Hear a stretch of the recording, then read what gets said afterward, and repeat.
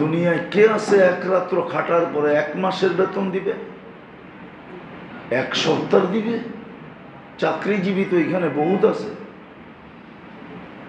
বরং খাটাইতে তো চায় 24 ঘন্টা, বেতন দিতে চায় 8 ঘন্টা। ঠিক না?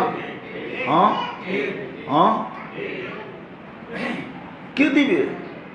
অথচ 1 রাত্রের খাটনি, পরিশ্রম, 83 বৎসর 4 মাসের ইবাদত। তাহলে আমার কথা সত্য, আপনাকে ভালোবাসার পুরা পাত্রটা ডাইলা দিয়া দিছে। নাহলে 1 রাত্রে খাটবেন 83 বৎসর, মনে হয় বুঝাইতে পারি না। একটু ভাবেন না, এটার একটু কাজে লাগান। আজকে একটু কাজে লাগাইলে 60-70 বৎসরের ইবাদতের সওয়াব এই বৈঠকে পাওয়া যাবে। এটাও ঘোষণা আছে, লা তাফাক্কুরু সাআ খায়রুম মিন ইবাদাতি 60 ও 70 সানা।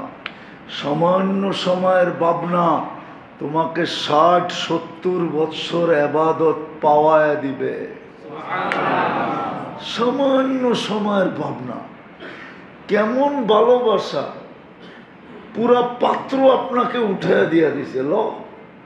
কত লোভী লোক, লইতে লইতে নিতে নিতে নিতে তুই ক্লান্ত হয়ে যাবি, আমরা ক্লান্ত হব না। হ্যাঁ, পুরো পাত্র উঠে দিয়ে দিছেন আপনাকে, নাইলে কেন এটা করবেন?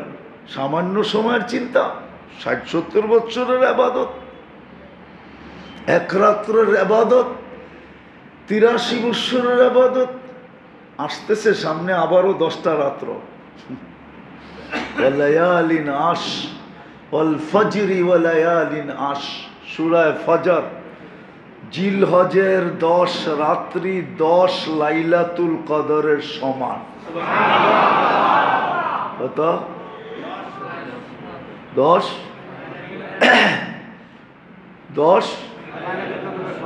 8300 বৎসরের সমান।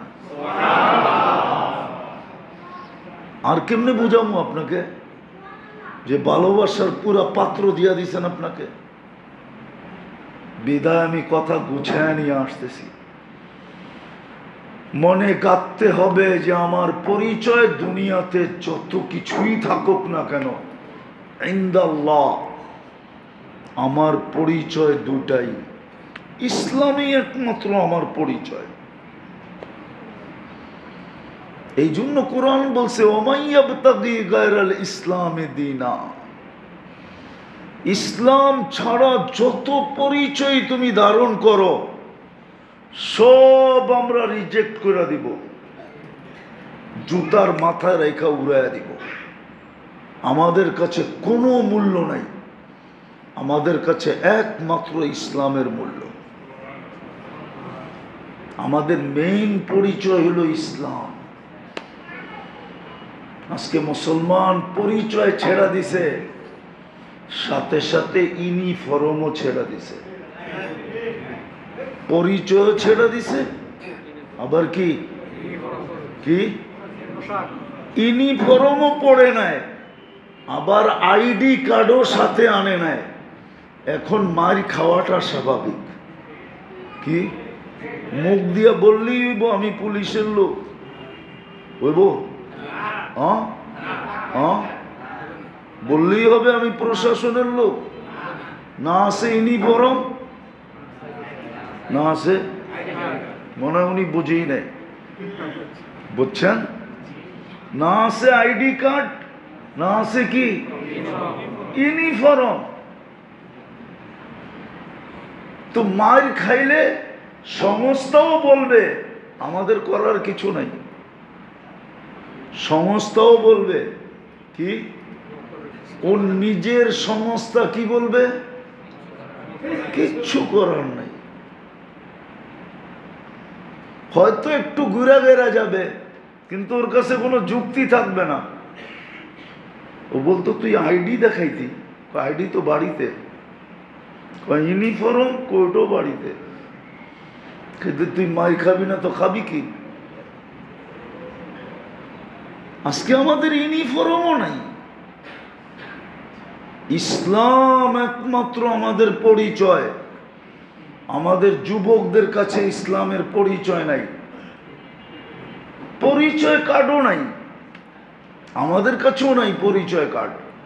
পরিচয় কার্ড থাকলে তো মেরে দোস্ত আমি গলা ফাইরা বলতাম।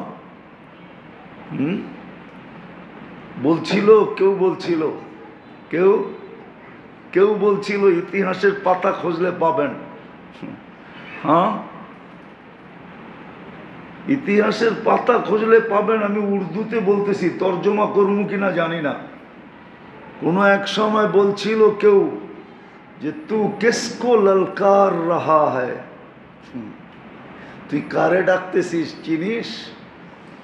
मैं মুসলমান কা বাচ্চা হুঁ। চলেন দূরেরটা না যায় কাছেরটাই দেখাই। জানেন আমাদের অ্যাসেম্বলিতে চেয়ারের নিচে স্ক্রুপ কেন লাগানো? অ্যাসেম্বলি আছে না, চিনেন না? আরে সংসদ ভবন চিনেন? ওটার চেয়ারের নিচে স্ক্রুপ লাগানো আছে। আপনার টানলেও উঠাইতে পারবেন না। কেন জানেন? জানেন না? এটাও জানেন না? হায় হায়, কয় কি মুই জামু তো জামু কই, এটাও জানেন না? একবার চাঁদ দেখা নিয়া পূর্ব পশ্চিম পাকিস্তান আর পূর্ব পাকিস্তানের ঝগড়া ছিল। ওরা চাঁদ দেখছে, আমাদের এখানে দেখে নাই।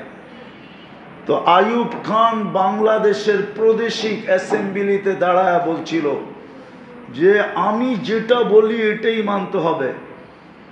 হজরত মৌলানা আথার আলী সাহেব রহমতুল্লাহ আলাই ছিলেন, উনি তখন অ্যাসেম্বলির মেম্বার ছিলেন পূর্ব পাকিস্তানের।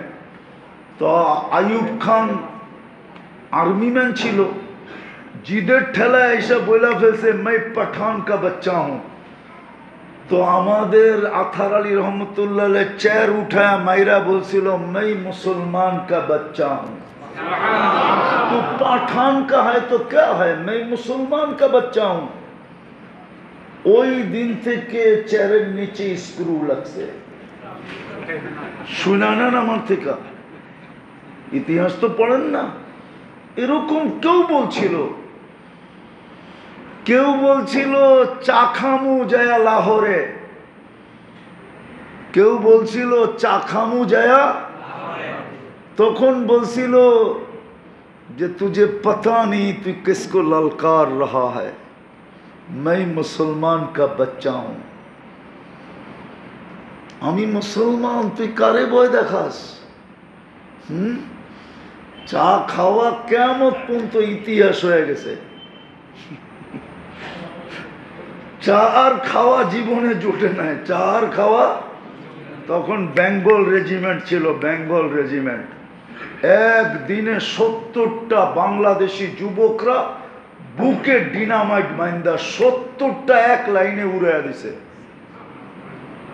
ইতিহাস পড়েন, পাবেন। যাক, এটা রাজনীতি আলাপ হয়ে যাবে, আমি ওইদিকে যেতে চাই না। বেঙ্গল রেজিমেন্ট ছিল তখন, বেঙ্গল রেজিমেন্ট। জিজ্ঞাসা করছিল কারা পারবা, তো বাঙালিরা খারায় কইছে আমরা পারমু, আর পাইরা দেখায়া দিছে। 70টা ট্যাং এক চোটে উড়াইয়া দিছে। যা তোর চা খাওয়া দেখায়া দিতেছি, বাড়ির যা চা খা, লাহোর চা খাইতে হবে না।